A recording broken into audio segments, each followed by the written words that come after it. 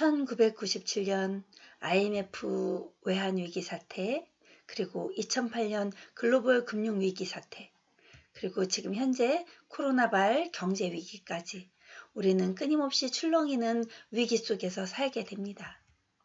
그럴 때마다 가장 먼저 선반영되는 것이 주식시장입니다. 물론 일반 서민들의 삶이 가장 팍팍하고 참 힘든 상황에 놓이겠지만 주식을 하는 분들은 갑자기 졸지에 이렇게 위기를 맞게 되는 것입니다. 그래서 전 재산을 잃고 자살률도 늘고 그런 때가 바로 위기 사태일 때인데요. 여러분들은 안녕하십니까? 자, 지금 주식시장의 위기는 정말 악소리도 지르지 못하고 지금 일단은 흘러서 내려가고 있습니다. 저는 명리학자로서 명리학 조언으로 여러분들에게 맞는 주식 투자 방법을 이야기해 드리려고 합니다. 모든 일에는 때가 있습니다. 우리가 꽃을 심는 시기가 있어야 되듯이 주식도 심어야 할 시기가 있습니다. 그 시기를 여러분들에게 맞게, 본인에게 맞게 찾아보는 연습을 한번 같이 해보실래요? 사람과 세상이 보이는 운명학 연구 윤조입니다. 반갑습니다. 함께 해주셔서 고맙습니다. 주식하는 분들은 이번 사태에 대해서 얼마나 참 힘들었을지 안 봐도 비디오입니다. 여러분들 갑자기 요 수직 낙하하는 캔들 좀 보세요. 얼마나 차트가 무섭습니까? 그죠? 저 같은 경우는 경제인도 아니고 주식을 잘하는 사람도 아닙니다. 하지만 요런 상황에서 언제쯤 빠져나가야 되는 줄 알고 요쯤에서 일단은 1차례 뺐습니다. 그리고 오늘 다시 들어갔습니다. 자, 왜 그랬을까요? 그런데 또 한 차례 올라갔다가 또 수직 낙하할 가능성이 있겠죠. 빨리 뺄 시점도 찾아볼 것입니다. 자, 코로나발 증권시장으로 인해서 정말 여기서부터 너무나 급격하게 떨어지는 바람에 대응할 수 있는 체제가 없었을 것이에요. 누구나 다 공통적으로 느꼈을 텐데요. 저는 음양오행을 하는 학자입니다. 음양오행이 흘러가는 그 기준에 따라 자신의 기운을 찾아서 경제적인 관점을 찾아내는 그런 연구를 하고 있는 학자입니다. 자, 이때도 한번 보실까요? 최고점에서부터 이렇게 떨어지기까지, 그때가 IMF였을 텐데요. 이때까지 거의 50%가 넘게 순간 빠져버렸던 시기가 있었고요. 다시 올랐다가 진바닥을 다시 내려쳐지고 갈 때까지 이런 캔들을 보입니다. 이런 차트를 구성하는 경우인데요. 또 여기는 이 외환위기 때겠다. 그죠? 2008년 정도 되는데요. 그때는 좀 길었습니다. 이번 달에는 2달 만에 이렇게 수직 낙하를 했지만, 예를 들어서 30% 정도 수직 낙하를 했지만, 이때는 50% 가까이, 한 48% 정도 되는 그 정도를 한 5개월 정도에 거쳐서 이렇게 해서 떨어졌습니다. 다시 올랐다가는 반드시 또 한번 떨어지겠죠. 요때를 잘 타주어야만 한다는 건데요. 그 시기가 언제일지 저는 매달 달로서, 음양오행의 달로서 그걸 찾아보고 있습니다. 제가 연구하고 있는 학문은요, 명리학이라고 해서 그런 단점이 있습니다. 눈에 보이지가 않아요. 근데 여러분들 아시죠? 눈에 보이는 세상은 불과 30%밖에 안 될 것입니다. 20%는 될까요? 눈에 보이지 않는 어마어마한 세계를 우리는 살고 있고, 자, 그런 거 생각하시면 돼요. 조선시대 사람이었다고 생각해 보세요. 저 지구 저 반대편에 서양인이, 코 크고 눈 큰 서양인이 살고 있었다는 걸 여러분들은 눈으로 안 봤는데 인정할 수 있었나요? 그런데 살고 있죠.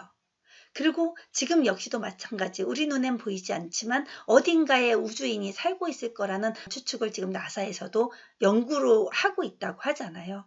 언젠가 세대가 한참 지나고 나면 그렇게 정말 ET가 현실이었어 라는 생각을 하게 될 수도 있을지도 모릅니다. 이런 제가 말하고 있는 기의 학문도 역시 마찬가지인데요. 기의 흐름을 알고 세상을 대응하는 거와 눈에 보이는 숫자만 가지고는 다 알 수 없는 세상이기도 합니다. 자, 비교를 한번 해보세요.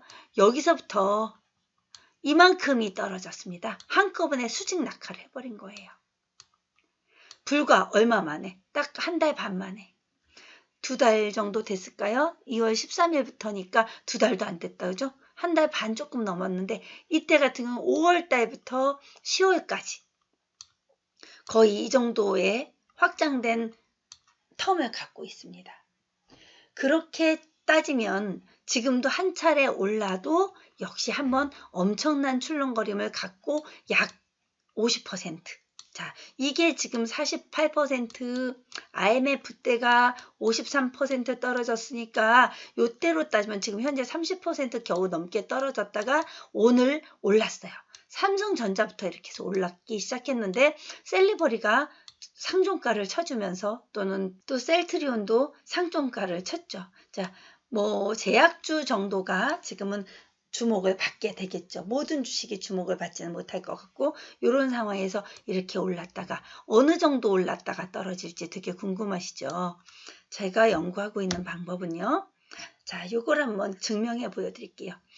1997년을 우리는 IMF 외환위기 사태라고 보았고 이때 1997년입니다. 정축년 신해월의 11월이었습니다. 양력으로. 자, 신해월의 개해일에 이런 발표가 나기 시작합니다. 자, 지난번 강의에서도 제가 말했던 해자축 3년이 겨울연이다. 동안지절이다. 굉장히 추운 계절이다. 3년 동안 겨울의 계절을 살게 되는 것이다 라는 강의를 해드린 적이 있습니다. 바로 97년이 그런 때였고요. 2008년은 무자년이었습니다. 역시 해자축 3년이 그런 역할을 해주는데 자, 그날에는 을축일에 이런 발표를 하게 됩니다. 그러면 신유월이라는 요 단점은 있었지만 그거는 이건 하루아침에 이루어진 게 아니라서 몇 달이 걸려서 나온 거기 때문에 그거부터 달라지기 시작했어요. 결국은 무자년, 을축월 이렇게 보시면 됩니다.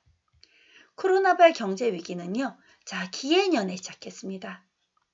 기해년 정축월에 시작해서 경자년으로 갑니다. 경자년 무인월로 갑니다. 자, 인월이 되면 1월이에요. 그게 음력으로. 인월이 되고 묘월이 됩니다. 자, 이제 조금 있으면 진월이 됩니다. 진월. 자, 이것만 보아도 해자축이 또 우연의 일치로 이렇게 맞아 떨어집니다. 그러면 크게 봤을 때, 자, 보세요. 12년 단위로 봤을 때 1997년. 자, 그 다음에 2008년. 거의 딱딱 떨어지는데 2020년. 자, 이렇게 되는 것입니다. 축년이 되면 내년 2021년이 되거든요. 2021년은 신축년이 되거든요. 내년에도 역시 쉽진 않은 해가 되겠죠. 이렇게 해서 자, 우리가 주식을 항상 조심해야 되는 때라고 제가 계속해서 해자축 3년을 말씀드렸던 것입니다. 그래도 기해년의 기토 같은 경우는 중립을 꽤 잘 잡아주려고 노력을 했던 때였을 거예요. 근데 자, 기해년의 말부터 그런 일이 일어났던 거고 기해, 경자, 신축년 그리고 이민년의 임수까지 우리에게 추운 한랭한 계절을 주게 되는 것입니다. 그래서 코로나발 경제 위기가 한꺼번에 확 없어지지 않는다. 그런 걸 말씀드리고 싶었던 거고 또 하나 오일 쇼크가 있었습니다. 그보다 12년 전. 자, 언제죠? 1973년에 오일 쇼크가 있었는데 그때도 역시 개축년이었습니다. 자, 개축년 이렇게 써드릴게요. 내년이 신축년이에요. 역시 쉬운 계절이 아니라고 계속해서 강조해드리고 있습니다. 한번 아주 큰 출렁임으로 갈 수 있는 그런 상황이 코로나발에서 나오는데요. 참 희한하게도 이렇게 우주의 흐름에는 이렇게 흐름을 탑니다. 좋은 때가 있으면 나쁜 때가 있고 우리 인생의 바이오리듬처럼 그러니까 목화로 갈 때는 목과화예요. 이렇게 좋은 상승세를 타다가 막 확장하고 분출해 주기 시작해요. 그러다가 금수대운이 와요. 금수대운. 이럴 때는 서서히 이렇게 내려오다가 기승전결로 내려오게 되는 거죠. 자, 위기 절정 결말까지 다 맞고 다시 일어나는 게 수대운입니다. 그게 바로 만약에 해자축 3년 중에 이민년이 이제 올 거예요. 지금 2020년 경자년에 이어 2021년 신축년이 지나면 그 다음 2022년에 이민년이라는 것이 옵니다. 그러면 수생목을 해서 좋을 거라고 생각을 할 수 있어요. 당연히 좋을 수 있어요. 이때부터 좀 좋아지는데요. 이 임수가 목을 수를 해줄 수 없었어요. 이렇게 생해줄 수가 없어요. 그래서 얘에게서 일단 딱 단절이 되고 새로운 기운으로 이민을 새로 맞게 되는 그때까지는 우리가 살얼음판을 걷듯이 주식을 해주셔야 되는 것입니다. 사람과 세상이 보이는 운명학연구 윤조입니다. 여러분 정말 살다 보면 운명이 있는 것 같아. 숙명일지도 몰라. 이런 생각을 하게 되지 않나요? 정말 내가 원하지 않아도 이루어지는 게 있고요. 아무리 간절히 원해도 내 운명에 따라 이루어지지 않는 시기가 있습니다. 그런데 또 어느 순간이 되면 생각지도 못하던 게 확 변화돼서 일어나는 경우가 있습니다. 여러분들의 사주에 따라 그 시기별로 자기가 재성운이라고 해서 재물운이 오는 시기가 있고요. 관성운이라서 자기의 명예를 드높이면서 살고자 하는 욕구가 올 때가 있어요. 자, 그리고 재성이 잘 발달된 상태에서 인성이 잘 갖춰진다면 재물운과 함께 문서운을 칠 수 있는 그런 때가 있습니다. 기왕이면 여러분, 이게 큰 힘이 드는 것도 아니고 큰 돈이 드는 것도 아닙니다. 상담 몇 번만으로도 여러분들에게 좋은 시기를 찾아서 운명학적으로 정말 내가 주식에 운이 있는지, 재물운이 있는지, 지금 주식을 사서 크게 망하지는 않을 수 있는지 한 번쯤은 점검해 보시면 정말 평생 도움이 될 수 있을 거라고 믿어서 제가 이렇게 조언을 드리기 시작했습니다. 저도 역시 주식을 잘하는 사람이 아닙니다. 그렇지만 그 날을 보고, 그날의 일진을 보고, 그 달을 보고, 그 해운을 보면서 지금 주식을 들어가도 좋을 때인지, 들어가면 안 되는 때인지 알기 때문에 남들보다 손해를 덜 보는 것입니다. 이렇게 저를 마루타 삼아서 이렇게 지금은 주식 연구를 하고 있습니다. 여러분들에게 하나하나 이 정보를 알려드리고 싶습니다. 감사합니다. 행복하십시오. 부자 되세요.